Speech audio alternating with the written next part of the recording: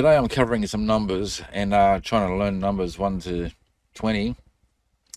And they've got two ways of counting. You've got the, uh, I don't know, Cebuano way in Spanish way or whatever it is, but when they're counting, say, children or items, they use what they call it native numbers.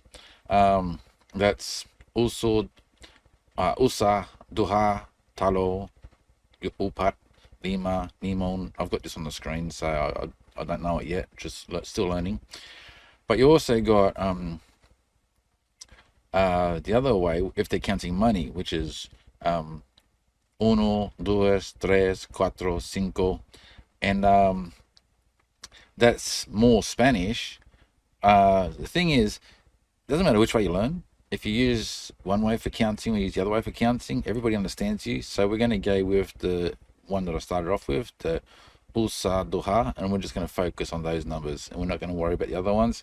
As long as you know one or the other, you're right. Also, when you get into the teens, the spelling changes a lot. Depending on who you ask, I asked a few different people. I got 3 different answers. So I'm going to go with the one that's Dece Nueve, I think it is. But there's 3 different ways of spelling it, and I guess 3 different ways of saying it. You got Dece Nueve, Dece Nueve, and Dece Neve, or Nueve. I can't pronounce it. It's spelt funny, and there's like 9 different combinations out of those 3 different ways of spelling it. There's 9 different combinations, 3 times 3. I guess it's the most important thing about this is not so much how it's spelled, because I'm getting lost with all this different ways of spelling numbers and colors and everything. The most important thing is hearing how it's pronounced and having something on the screen that you can read to relate to what you're hearing. And try and get used to hearing it more than reading it. Try and say it as well how you hear it. Try and repeat it the same way. And yeah, I'm going to start getting a notebook soon, and I'm going to start handwriting down like as if you're a student at school. Is it just repetitive memory sort of thing?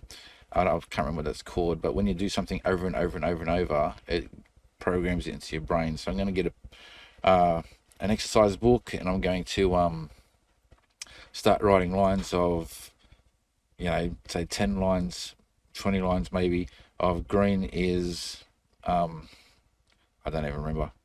Anyway, what is green? Verde.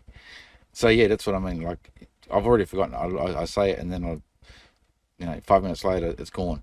It's like trying to remember somebody's name. I'll remember the street that I drove down, but I won't remember the name of the street. So it's just repetitive learning, trying to get used to saying things over and over and over again. These are things that I'm going to be able to listen to these videos that I make because I've got no intro and no outro, and I've got a premium YouTube account. I have no commercials. I'll be listening to these lessons as well on my own after I've made them. So, to try and get me to learn it quicker as well. So I would encourage you to do the same thing. Get yourself an exercise book, start writing it down. It's not just reading it and seeing it. So same thing. If it's not just reading it and hearing it, but you're also physically writing it down, and that should help you learn as well. Again, it's another lesson I'm doing, and I had some challenges with, so I thought I'd make a video to share what challenges I had there, and yeah, hopefully we can move on to other things. And I don't know, when I get to other objects, I'm probably going to find different spellings again. So each video is taking me quite a long time to make because I'm talking to different people and so forth, and then I've got to get all that information, collect it together, and then try and make a video out of it. And it's not as easy as it looks. What you see is a finished product. You think if you had all that information that you're going to just do, then it'll probably take you about, I don't know, I guess 2 hours to make a clip.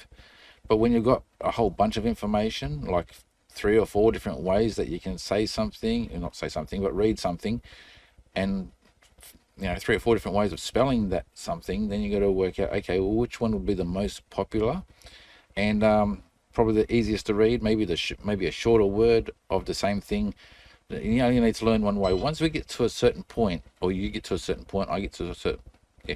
Once we get to a certain point, you can start adding things together of this word goes with that word, and you got to put an ung or an ug or something with the sentence. But we're just trying to familiar ourselves with these keywords. So the rest of it will come together later as we learn.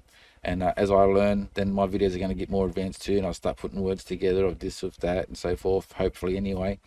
I'm going to keep going with this for about a year. If I haven't learned anything after a year, I'm still going to leave these videos on here, but, it'll just be, I kind of like, if I haven't learnt it in a year after doing all of this, then I'm not going to.